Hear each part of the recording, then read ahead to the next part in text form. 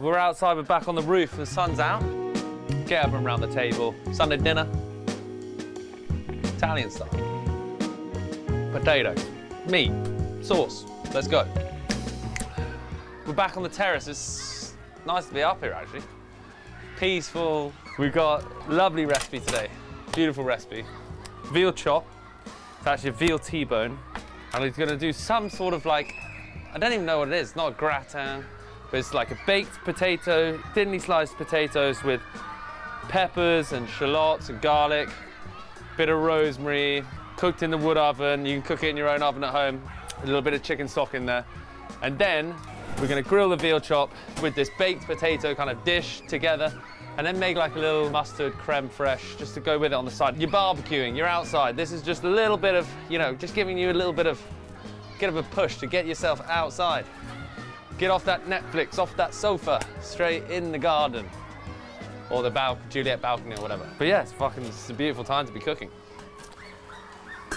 So we're working with this. This has been sat in the kitchen in the restaurant downstairs for a week. They don't know how to handle it, so I'm gonna show you how to handle a big fucking potato. Same as a normal potato, really. So we're doing potato, peppers, cornmeal peppers, the long ones. Shallots, banana shallots, garlic. The veal chop, which we're just gonna handle very simply, you know how. Salt, brown butter, lemon zest, olive oil, rosemary, anchovies. That next to that equals pleasure. You know, this is a proper dish. This is grown up. This is grown up cookery. This is grown up cookery. This is for elite sophistication, Sunday lunch. Always stay hydrated. This phase one, is get this potato dish cooking, okay? Peppers, yeah? Straight on the old BBQ. Okay, peppers, straight on the barbecue, because we're just gonna peel the skin off. Okay, so straight on the old BBQ. Bit of oil, bit of salt, bash. And then this potato, just gonna peel it down nicely, okay? There's a big potato, I'd say. I mean, it's been lovely the last few days. The last week or so has just been unreal. I've been spending a bit of time in New York doing restaurant stuff. Sun's always shining there. That's the weird thing. The sun's always shining. It's cold, but it's beautiful sunshine. Whereas here, it's fucking grey and miserable and horrible. But now, there's no better place like London on this kind of day. There's a big potato. I'm gonna have to cut these knobs off the side. Cut the knobs off, mate. The big old nobblers.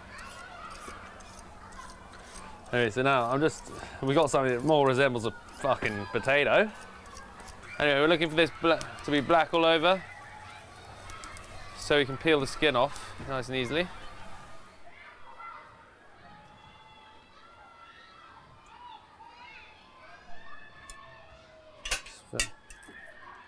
Put a tray on top, just let it steam down a little bit. Just wrap them up.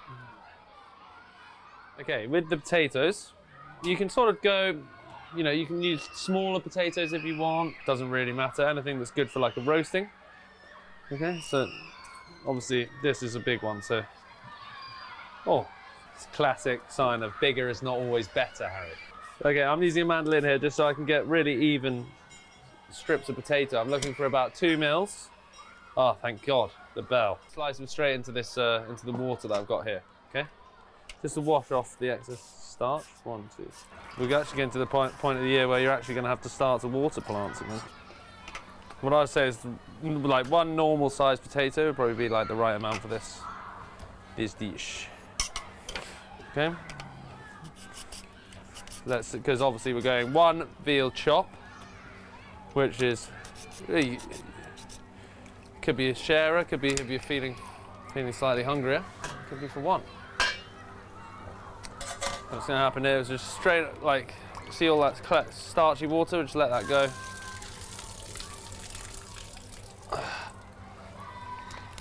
Okay. Well salt the water for the potatoes, and we're just going to blanch these for about 2 minutes, just so they get 2 to 3 minutes, just so they get a little bit soft. A little more malleable, okay? So in they go. Crank that here. Whilst those potatoes are getting their pod on, we can just sort out these shallots. Oh, Harry, I was in the countryside the other day and I was like, I fancied a little roast chicken for lunch, and I was like, what have I got in the fridge for sides? I had some potatoes, had a little bit of onion squash, and I had some nice young onions. So I might have to do this by hand.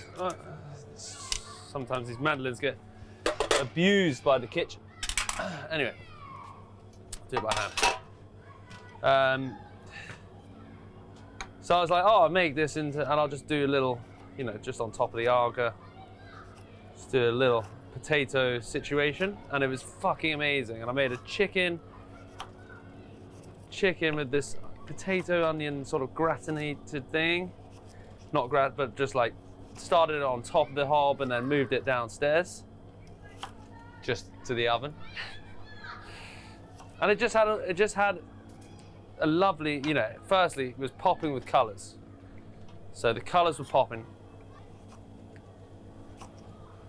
And it just ended up being a really, really nice lunch. Outside, it was like... Okay, so we've got the onions now. Got the potatoes. See how it's all coming together quite methodically. You know, we were nice and organised. This is always the dodgy bit up here. It's how to straighten off the potatoes, which I think we'll do like this. Oh, yeah.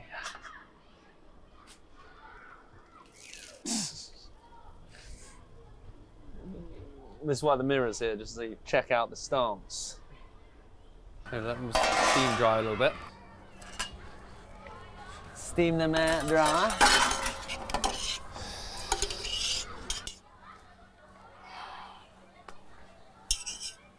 Wow, this trout, nice of.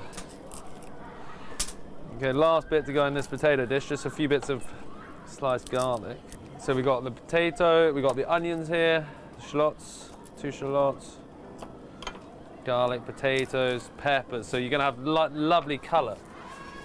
Lovely colour.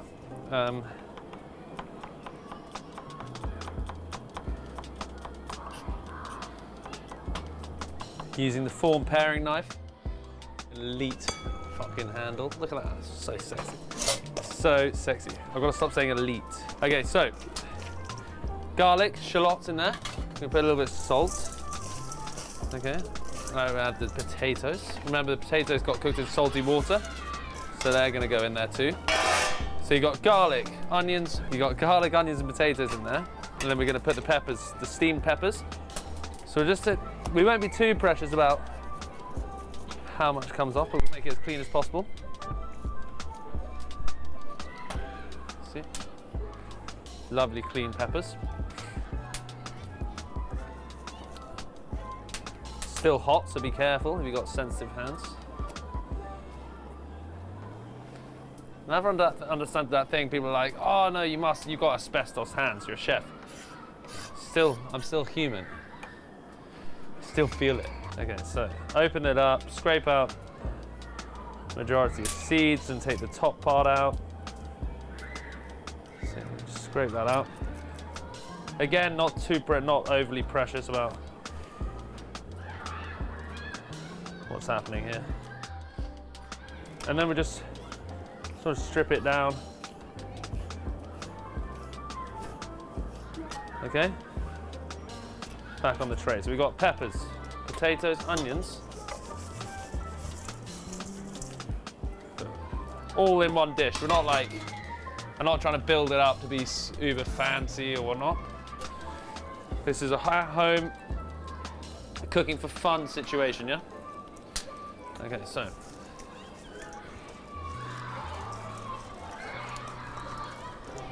We're all in it for the flavour. So we're gonna hit a little bit of pepper.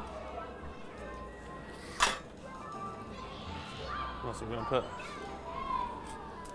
a few sprigs of rosemary through that.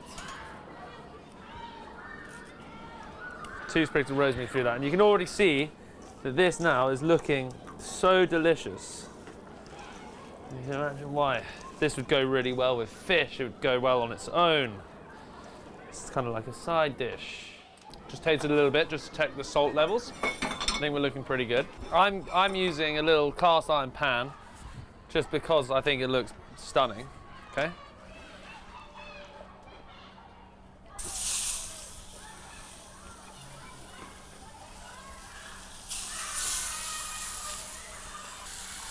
What we're going to do is roast this in the oven just to get... It's all going to kind of like shrink down on itself.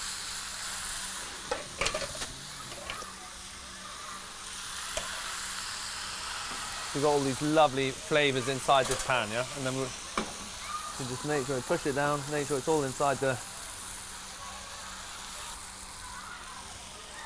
Okay. Olive oil. And then straight in the oven here. Okay, so we've got a wood-fired oven. You can use a normal oven. Smells good, huh? Really good. It's cooking potatoes. Cooking patatas. That's why we get the crazy girls. What? The freaky girl loves the potatoes. Okay, so we've got a lovely veal chop. Just gonna... It's a veal... what do you call it? T-bone. So it's got the sirloin on the top, and you've got a bit of fillet on the bottom. So we get fine salt on the. It's kind of what the Dons would have eaten down in Sicily. They'd have been bang all over that, wouldn't it? Maybe that's what we'll have to cook this summer, George. Veal Chop. Okay, so we've got salt, well salted all over. So what I'm going to do here on this back with this grill is just create some part of the grill that doesn't have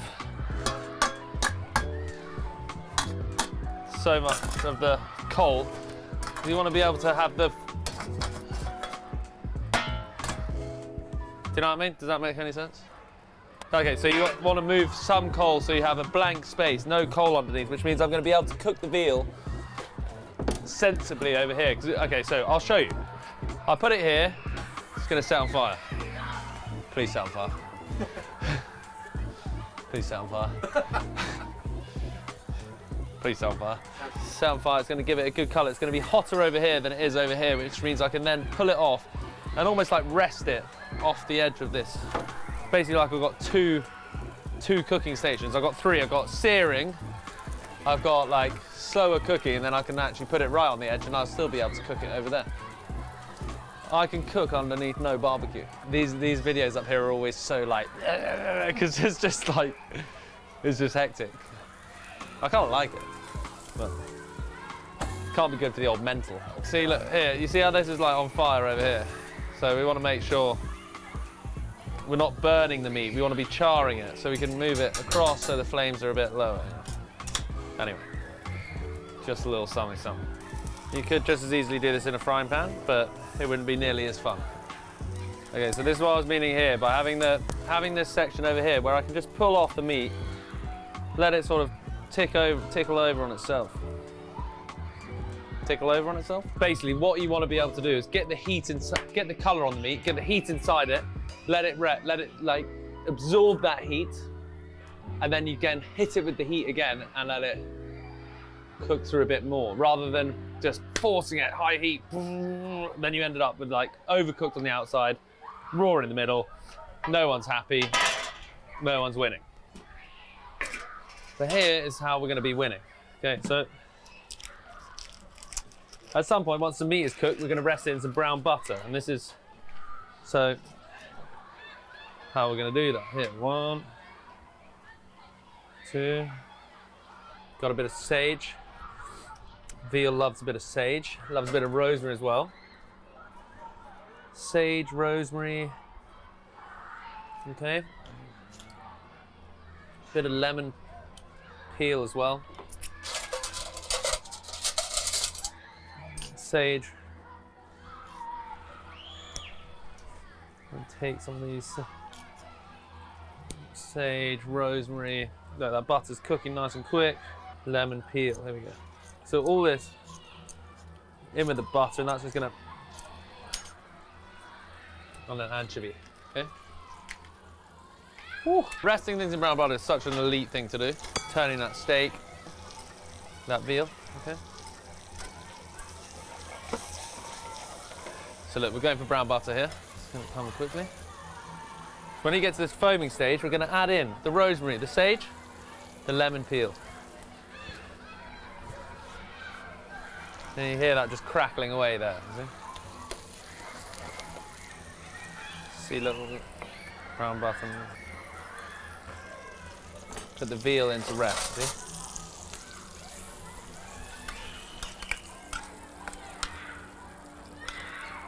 If I was to finish it off now, I'd finish it off with a nice bit of, in a slow oven that's roasting very, very gently, and then just get it cooked all the way through, nice and soft.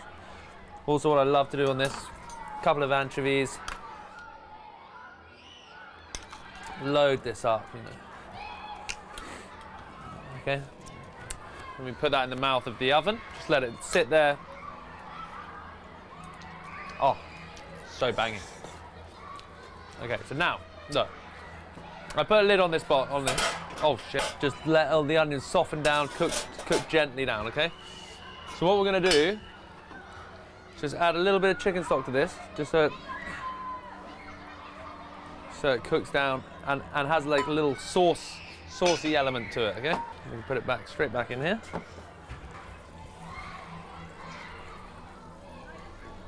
Chicken babes. A bit of creme fraiche.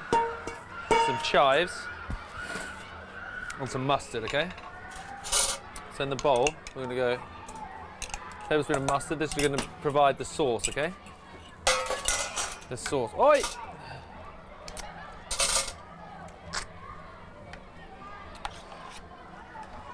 Double creme fraiche to mustard. Then chop some nice chives, okay? Oh, that's the whistle blowing. That's the police.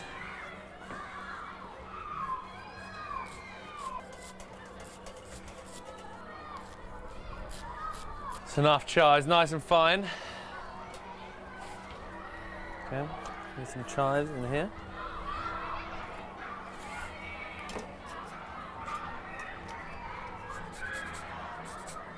Some lemon zest.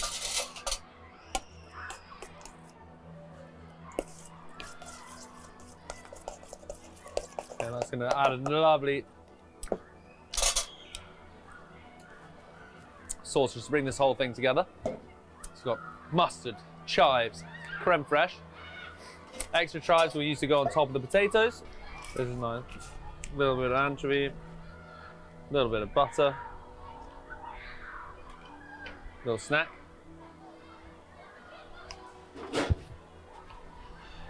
Fuck, that's why I'm fatter than I've ever been. So for this,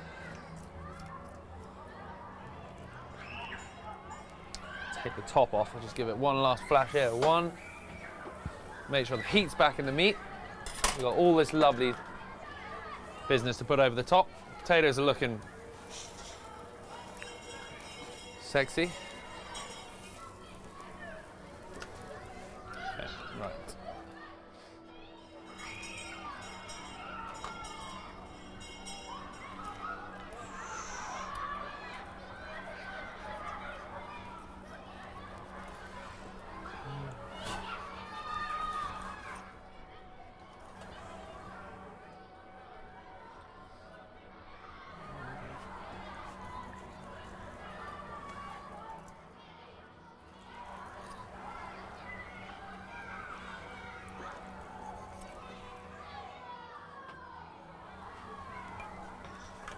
Hot food, hot plate.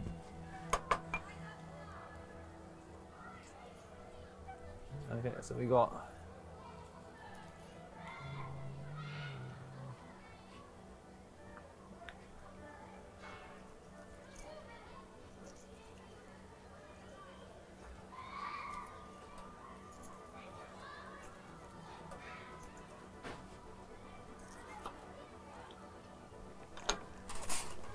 the beautifully cut veal chop. Hot plate.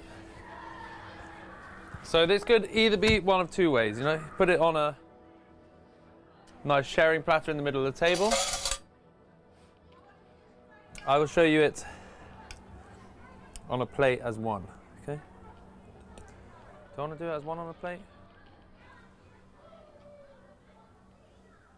So you got the bone, got either side cut lovely. And we top this veal with just a little bit of oil in there.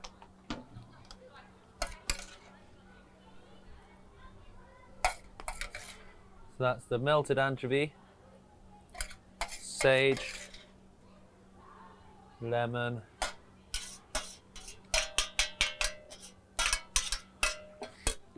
all the other goodness, yeah? In the middle of the table arrives the pièce de résistance. The potatoes, which we finish with chives. Okay, let's do a cleanup. Okay, so we've got potatoes, veal, chives, and we've got the lovely sauce. Gonna go next to the veal. And then I will also load up. Okay, we'll load up these potatoes on the side with the peppers. You know, that extra juicy from the chicken stock. You could probably do with a slightly bigger plate. You know, look, you got all those, you got onions, you got peppers, potatoes. You got the beautifully cooked veal.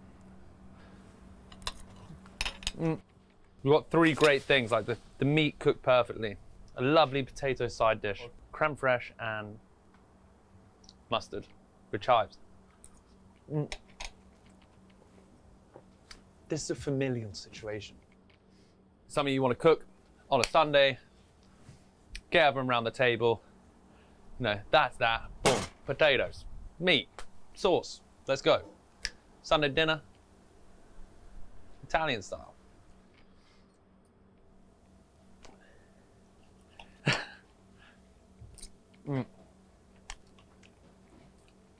That's a wrap, Harry. Should we do like a what recipe you want me to do next? No, no, no.